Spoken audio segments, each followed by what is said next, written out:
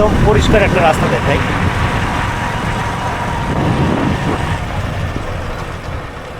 ভালো রাস্তা, মানে পারবে না তারপরেও কাজ করবে, দেখাতে চলছে। আজকে প্রায় 7 মাস 8 মাস হলো এই রাস্তা ভেঙে রাখছে।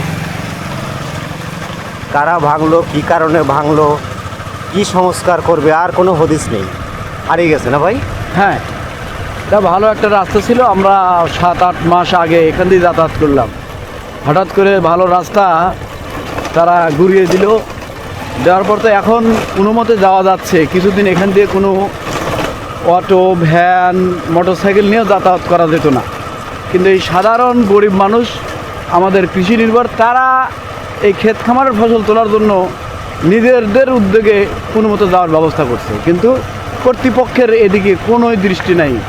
এই তারাস থেকে আপনার উত্তর অঞ্চলের বলা যায় 2টা ইউনিয়ন এর লোকজন খুবই দুর্বিষহ অবস্থায় যাতায়াত করছে।